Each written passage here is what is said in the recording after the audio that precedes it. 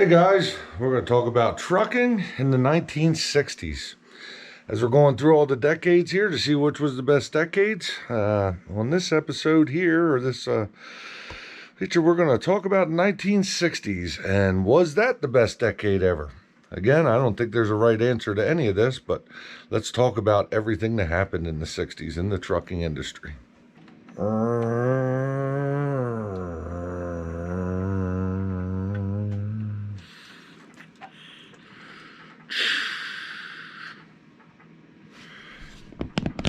Oh, sorry guys, got a little carried away there. I'll just talk about the 1960s. Made me want to get out and play with my 1960 B model Mac. And actually, cool story about this truck.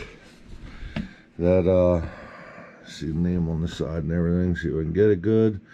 That's actually a replica of a truck from a company that I used to work for, and even when I worked there in the early 2000s, the boss still had this truck sitting there, and he would take it out for drives and actually pick up and deliver some loads sometimes.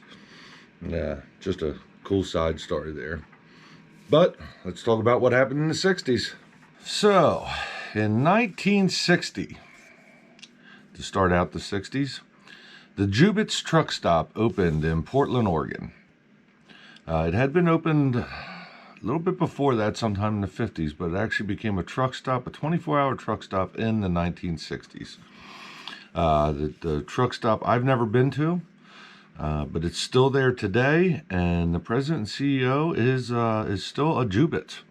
So I guess it's still run by the same family. So in 1962, Marmon was introduced to the truck world, where it opened a plant in Denton, Texas. Marmon has been known for years as possibly being the Rolls-Royce of trucks ever. They were all hand-built. Apparently, they could all be custom ordered right down to everything that you wanted. You pretty much put in exactly what you wanted on these trucks. So that was pretty cool to know, and we'll keep up with them in the decades to come. In 1964, the Iowa 80 opened in Walcott, Iowa. It was originally owned by the Standard Oil Company. It was managed by a guy named Bill Moon, who bought it years later, about 20 years later. So he ran it the whole time and then took it over eventually. We know that Iowa 80 is now the world's largest truck stop, and a pretty incredible place. In 1964 also, Kenworth opened a new facility in Kansas City, Missouri, and over the next 2 years they nearly doubled their sales. So in 1964 also, the government introduced what has become known as the bridge law. It really doesn't have much to do with bridges as much as it does the overall length of trucks.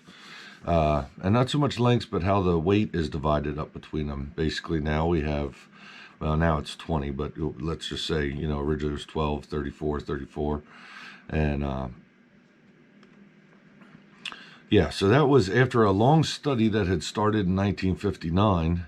To come to see how to save the pavement and the bridges and everything else. And it was decided that by dividing up the weight, it would help that. This is going to come around again in the 70s.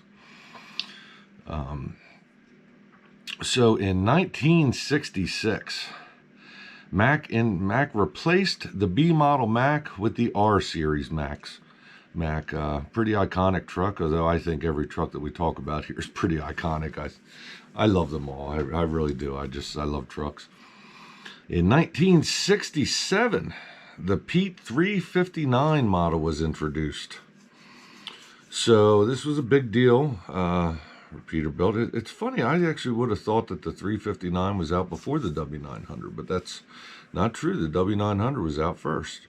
Of course, the Peterbilt had the 351 model, the long hoods, but yep, the 359 was introduced in 1967.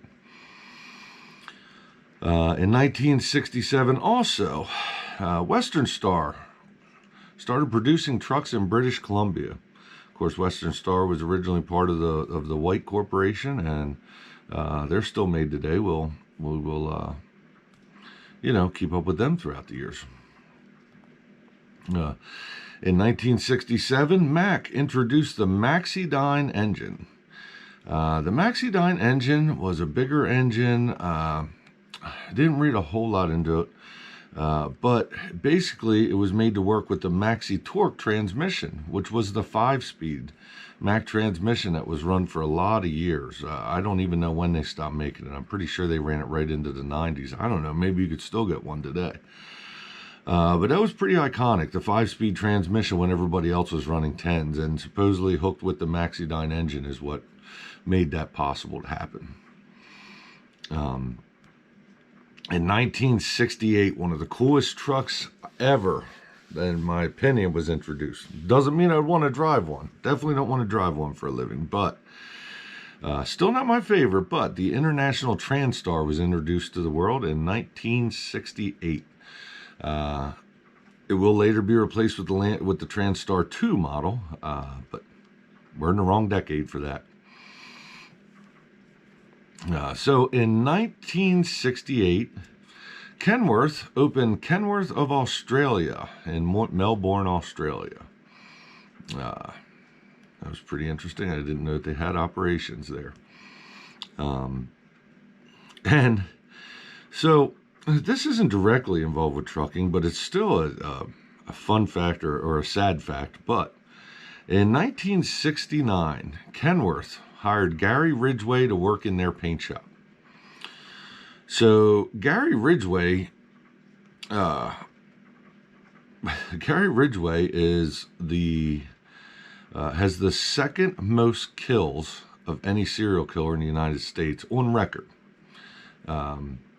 He killed 48 women in 32 years, and the whole time he worked for Kenworth, and he was one of their paint guys. He's known as the Green River Killer, in the Bellingham, Washington area. Some of the interesting facts is, after he was connected with DNA, they were able to go back and pin some more murders on him by paint specks that they found, or paint particles that were linked to the paint that was used on Kenworth trucks during that time. So here's something to actually think about. This means that between 1969 until, I forget what year, 2001 he was caught. They actually got him at Kenworth. They walked into the shop and arrested him at Kenworth. So if your truck, if you have between a 1969 and a 2002 Kenworth, it may have been painted by a serial killer. Even more so than that, there may be paint specks that were found at a murder scene that came from painting your truck. Pretty sad to think about, but it's kind of one of those odd facts that's just kind of interesting to know. Well, everybody, I appreciate you watching the channel and watching this series. I guess the next one we do is going to be of the 70s. But thanks for watching.